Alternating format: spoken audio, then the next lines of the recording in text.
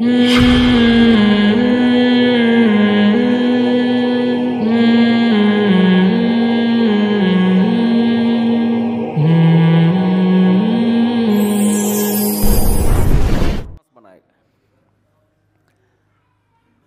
سے زیادہ سچا کوئی نہیں ہو سکتا. تو اللہ نے جو وعدے کیے، دیکھو آپ کو دنیا جنت سے کون سی چیز روکے گی؟ ایک تو قرآن کہہ رہا ہے حیات الدنیا، دنیا کی زندگی، یہ روکے گی تمہیں. کیسے روکے گی؟ جب آپ جنت کی حوروں کا تذکرہ سنو گے، آپ کا دل اور اللہ بتائے گا جو زنا سے بچے گا اس کو وہ حور ملے گی.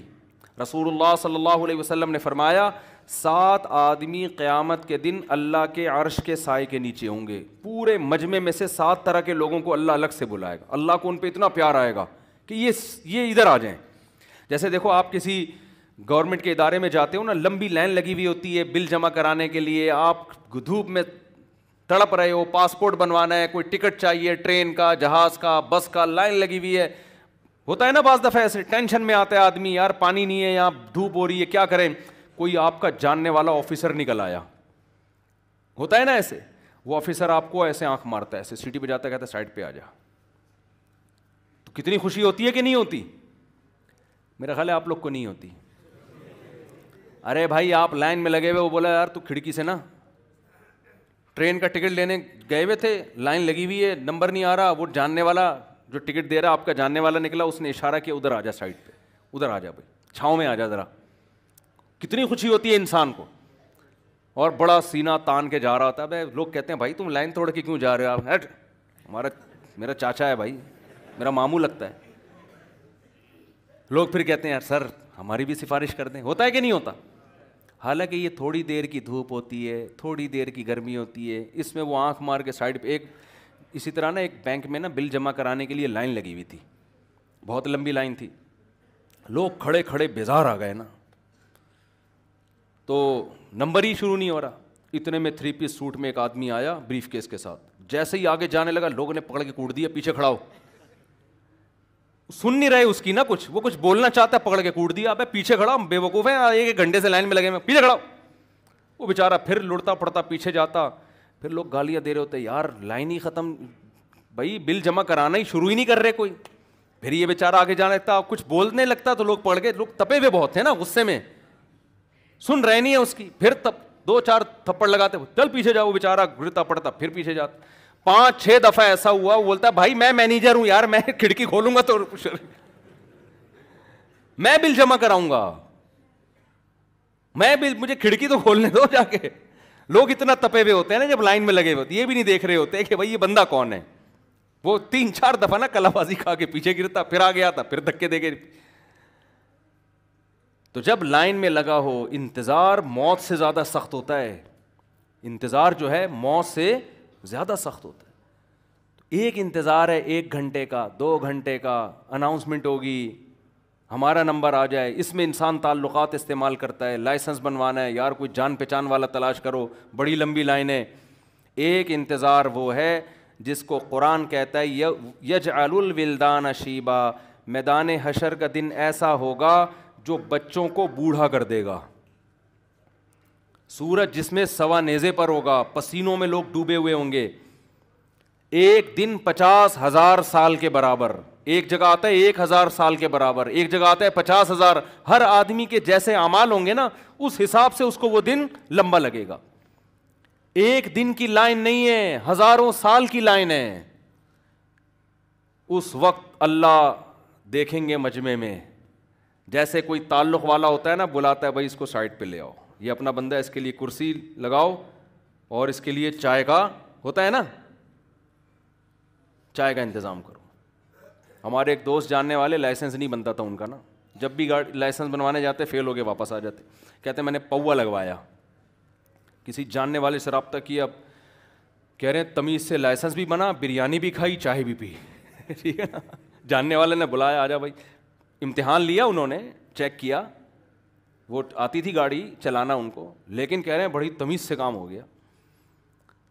تو جب 50,000 سال کا دن ہوگا، لوگ پسینوں میں ڈوبے ہوئے ہوں گے، اور یہاں تک حالات ہوں گے کہ لوگ آدم علیہ السلام کے پاس جائیں گے. حدیث میں آتا ہے آدم علیہ السلام سے کہیں گے آپ اللہ کے صفی ہیں, منتخب کردہ پیغمبر ہیں, آپ ہمارے باپ ہیں جن سے اللہ نے نسل کا آغاز کیا, آپ اللہ سے سفارش کریں.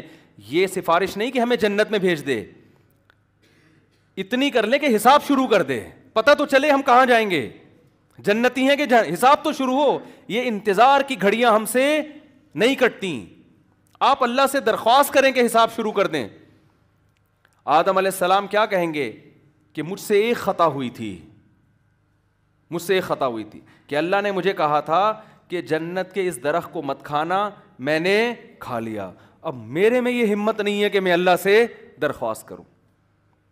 سارے پیغمبروں کے پاس جائیں گے, موسیٰ علیہ السلام, عیسیٰ علیہ السلام, ابراہیم علیہ السلام, یہاں تک کہ پھر محمد صلی اللہ علیہ وسلم کے پاس آئیں گے. ساری انسانیت جمع ہو کے آئے گی, آپ سید ولد آدم ہیں, آپ تمام انسانوں کے سردار ہیں, آپ اللہ سے درخواست کریں. یہ نہیں کہ ہمیں جنت میں بھیج دے, حساب تو شروع ہو ہمارا. آپ صلی اللہ علیہ وسلم فرمائیں گے ہاں میں ہوں جس کو اللہ نے اس دن کا حقدار بنایا. حدیث میں آتا ہے آپ صلی اللہ علیہ وسلم اللہ کے دربار میں سجدہ کریں گے جا کے, درخواست کرنے سے پہلے. آج درخواست کرنا بہت آسان ہے, قیامت میں اللہ کا جلال لوگ دیکھ لیں گے, تو اللہ سے درخواست کرنا آسان نہیں ہوگا. آج دعا مانگتے میں ہمیں بہت تکلیف ہوتی ہے کیونکہ نظر نہیں آ رہا نا اللہ, نہ دعا پوری ہوتی بھی نظر آ رہی ہے. اس لیے دنیا میں ہر ایک سے مانگنا آسان, کسی سے قرضہ مانگنا بھی آسان, کسی سے ادھار مانگنا بھی آسان, کسی سے اس کی موٹر سائیکل استعمال کے لیے مانگنا بھی آسان, گاڑی مانگنا بھی آسان, پان گٹکا مانگنا بھی آسان, چینی مانگنا بھی آسان, چائے مانگنا بھی آسان. لیکن سب سے مشکل کام کیا, اللہ سے دعا مانگنا کہ اللہ تو میرے گناہوں کو معاف کر دے, تو مجھے سیدھے راستے پہ چلنے کی توفیق دے دے, اے اللہ تو میری شادی کرا دے. اگر کوئی کما رہا ہے تو اللہ سے مانگ لینا, مجھے کیوں تنگ کرتا ہے آگے, بھائی لوگ مجھے آگے تنگ کر رہے ہوتے ہیں مجھ سے ہماری شادی کرا دو. اللہ سے مانگو. آج اللہ سے مانگنا کیا ہے, بہت مشکل, کیونکہ اللہ نظر نہیں آ رہا, نظر نہیں آ رہا نا اللہ, نہ اللہ نظر آ رہا ہے, نہ اللہ دعا قبول کرتا ہوا نظر آ رہا ہے. بھائی دیکھو اللہ سے آپ جو مانگتے فوراً مل جاتا, تو ہم کہتے یار اللہ نظر تو نہیں آ رہا, لیکن دعا فوراً قبول ہوتی بھی نظر آ رہی ہے. پھر سارے اللہ سے ہر وقت مانگ رہے ہوتے, پھر کسی سے دنیا میں کوئی پان بھی نہیں مانگتا, کہتے یہ بھی اللہ سے مانگو, لیکن اللہ سے مانگ کے دعا پوری ہوتی بھی نظر نہیں آتی. جن کا ایمان ہے وہ گھنٹوں گھنٹوں اللہ سے مانگتے ہیں, جن کا غیب پر ایمان نہیں ہے وہ ایک بار بھی ہاتھ اٹھا کے اللہ سے دعا نہیں مانگتے. جن کا ایمان ہے نا وہ تو گھنٹوں گھنٹوں, ان کو پتہ ہے سب کچھ مل رہا ہے, چاہے ہمیں نظر آئے یا نہ آئے, اللہ دعا کو رد نہیں کرتا, وہ مانگتے ہیں اللہ سے, ہر چیز مانگتے ہیں. ان کو دعا سے زیادہ دنیا میں کسی کام میں مزہ نہیں آتا. وہ ایسے مانگتے ہیں, ان کو پتہ ہے کہ جیسے کوئی سخی بادشاہ ہو نا, جو لٹا رہا ہے, ہم جتنا مانگیں گے دے گا, تو آدمی مانگنے میں کنجوسی کرے گا کہ جب تک میں تھک کے چور نہیں ہو جاتا میں نہیں ہاتھ. ہمارے حضرت مفتی رشید احمد صاحب رحمہ اللہ تعالی, جب کوئی ان سے دعا کی درخواست کرتا تو ہاتھ اٹھائے بغیر دعا دے دیتے تھے اس کو. کسی نے کہا آپ ہاتھ اٹھا کے دعا کیوں نہیں مانگتے؟ حضرت نے فرمایا جب میں ہاتھ اٹھاتا ہوں تو میں پھر جلدی ہاتھ رکھتا نہیں ہوں, کیونکہ میں کہتا ہوں جس خدا کے دربار میں ہاتھ اٹھایا ہے وہ جواد اور کریم ہے, وہ بخیل نہیں ہے, تو تھوڑا سا مانگ کے پھر میں ہاتھ جھکاؤں گا نہیں. پھر اتنی لمبی دعا مانگ, ہم نے اپنے اکابر کو دیکھا ہے جن کے ساتھ ہم نے سفر کیا, بیت اللہ کے سامنے گھنٹوں گھنٹوں دعا مانگیں گے, رمی میں گھنٹوں گھنٹوں, صفا مروہ میں گھنٹوں گھنٹوں. ایسا لگتا ہے ان کے لیے دنیا میں سب سے محبوب عمل کیا ہے, دعا ہے, حالانکہ قبول ہوتی بھی نظر نہیں آ رہی ہوتی. بھائی وہ تو دعا سے پہلے جتنے پیسے جیب میں تھے دعا کے بعد بھی اتنے ہی ہیں. عام آدمی تو یہ بولے گا نا کہ حضرت آپ نے 1 گھنٹہ دعا مانگی تو بٹوے میں 50 روپے پڑے ہوئے تھے آپ کے, جب دعا شروع نہیں ہوئی تھی. جب دعا ختم کی ہے تو بٹوا کھول کے دیکھا اب بھی کتنے ہی ہیں, 50. اس سے بہتر ہے وسیم بھائی سے 50 روپے مانگ لیتے تو 50 کے کتنے ہو جاتے, بولو نا کیا ہو گیا, 100 ہو جاتے ہیں نا. تو یار وسیم بھائی سے مانگو تو نظر آ رہا ہے, اللہ سے مانگو تو نظر ہی نہیں آ رہا. کیسے سمجھائیں یار, یہاں پولیس تو ہے نا. بھائی آپ ابا سے پیسے مانگو, 6 دفعہ مانگو کہ کچھ تو ملیں گے نا, جان چھڑانے کے لیے ابا دے دے گا, لے 50 روپے لے دفعہ ہو یہاں سے, جان چھڑانے کے لیے دے دے گا. اللہ سے تو یار گھنٹوں گھنٹوں مانگو, نہ کبھی 50 روپے ملے نہ کبھی 5 روپے ملے. تو بھائی اگر اللہ ایسے دینا شروع کر دے تو پھر لوگ ابا سے نہیں مانگیں گے, کس سے مانگیں گے؟ اللہ نے کہا چھپا ہوا ہے, چھپا ہوا ہے. فلا تعلم نفس, کسی کو خبر نہیں ہے میں نے اپنے بندوں کے لیے کیا چھپا. یہ سب قبول ہو رہی ہیں, یہ سارے پٹارے اور یہ جو تجوری کی جو کنڈیاں ہیں نا, یہ کھلیں گی قیامت کے دن, یہ سب کھلیں گی, سب جمع ہو رہے ہیں اللہ کے دربار میں. اور تو جو اللہ سے روزی مانگ رہا ہے, اللہ ایسے روزی نہیں دیتا کہ 50 کے 100 کر دے, وہ تیرے 50 میں ایسی برکت دے دے گا جو لوگوں کے 50 لاکھ میں نہیں ہوگی. غیب سے اللہ مدد کرتا ہے, دکھاتا نہیں ہے اللہ تعالیٰ, غیب سے مدد ہوگی.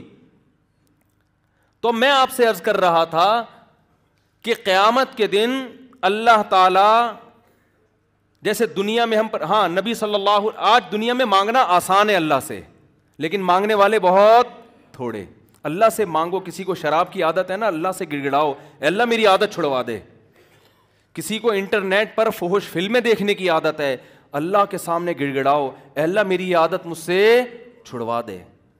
کسی کو ماں باپ کے ساتھ بدتمیزی کی عادت ہے, جو ماں اور باپ کے ساتھ برا سلوک کرے, زبان چلائے, علماء کہتے ہیں ہر گناہ کی سزا آخرت میں ملتی ہے, لیکن والدین کو ستانے کی سزا اللہ دنیا میں دے دیتا ہے. ان کا انجام اچھا نہیں ہوتا, سکون برباد کر دیتا ہے اللہ ان کا. والدین سے بد کلامی کی عادت ہے تو اللہ سے دعا مانگو. ہم صرف روٹی مانگتے ہیں اللہ سے, بے روزگار مانگتے ہیں, یہ چیزیں بھی اللہ سے مانگنے کی ہیں. تو آج مانگنا آسان, کل قیامت میں اللہ سے کسی میں بات کرنے کی جرت نہیں ہوگی. اللہ کہے گا اب تو آدم مانگتے ہوئے ڈر رہے ہیں, اے اللہ میرے سے غلطی ہوئی تھی میں کیسے مانگوں, اللہ مجھ سے اس کا حساب نہ لے لے گئی. ابراہیم علیہ السلام سے کہا جائے گا آپ اللہ سے مانگیں. ابراہیم کہیں گے مجھ سے ایک خطا ہوئی تھی, میں نے لوگوں سے کہہ دیا تھا کہ جب وہ جو ابراہیم علیہ السلام کے دور میں بت بنے ہوئے تھے نا, تو ابراہیم علیہ السلام لوگوں کو نا بتانا چاہتے تھے یہ بت کچھ نہیں کر سکتے, پتھر کے بنے ہوئے بت. تو ابراہیم علیہ السلام نے اس کے لیے تدبیر کیا اختیار کی کہ جب یہ سب لوگ میلے ٹھیلے میں جائیں گے تو میں ان سارے بتوں کو ٹنڈا اور لنجا کر دوں گا, کسی کو کاڑا بنا دوں گا, کسی کی آنکھ کاٹ دوں گا, کسی کی ناک کاٹ دوں گا, اور بڑے والے کے گلے میں کلاڑا ڈال دوں گا. یہ بولیں گے یہ کس نے یہ کیا, میں بولوں گا بڑے والے نے کیا ہے. وہ کہیں گے بڑا والا تو کر ہی نہیں سکتا. میں کہوں گا ان سے پوچھ لینا بڑے والے سے, یہ بتائے گا کس نے کیا ہے. بلکہ یہ خود بتائیں گے یہ سارے بت کے اس نے کیا ہے. بھئی آپ کی کوئی ناک کاٹ کے چلا جائے, بندے کو بھی آپ دیکھ رہے ہو, بندہ بھی سامنے کھڑا ہوا ہے, آپ کے ابو پوچھیں بیٹا تمہاری ناک کس نے کاٹی, آپ بولو گے نا فوراً, بولو نا, بولو گے اس نے کاٹی. تو ابراہیم علیہ السلام نے یہ پلان بنایا کہ جب یہ سب کو ٹنڈا لنجا کر کے میں بڑا بت جو ہے نا اس کے گلے میں کلہاڑا ڈال دوں گا, پھر جب یہ لوگ آئیں گے کہ یہ کس نے کیا, میں بولوں گا اس نے کیا ہے. ان جن کے کان آنکھ کٹے ہیں, ہاتھ کٹے ہیں, وہ خود بتائیں گے اس نے کیا ہے. تو لوگ کہیں گے یہ تو بول نہیں سکتے, تو میں کہوں گا یہ کیسا خدا ہے جو بات کر نہیں سکتا, تو یہ تمہارے مسئلے کہاں سے حل کرے گا یہ. تو یہ ابراہیم علیہ السلام نے پلان بنایا. لیکن اس پلان میں ابراہیم علیہ السلام نے کیا کیا, قوم تو ان کو بھی میلے میں لے کے جا رہی تھی, تو ابراہیم علیہ السلام نے کہا میری طبیعت خراب ہے, میں بیمار ہوں, میں نہیں جا سکتا. ابراہیم علیہ السلام کی نیت جھوٹ کی نہیں تھی, نہیں جیسے آج ہم بڑے آرام سے جب چاہے ہاتھ اٹھا لیں. نبی صلی اللہ علیہ وسلم نے فرمایا اللہ کا جلال, اللہ کی عظمت ایسی ہوگی, میں اللہ سے یہ درخواست کہ اللہ تو حساب و کتاب شروع کر دے, یہ درخواست کرنے کے لیے اللہ کے دربار میں جا کے سجدہ کروں گا, اتنا لمبا سجدہ 7 دن اور 7 راتوں کے برابر.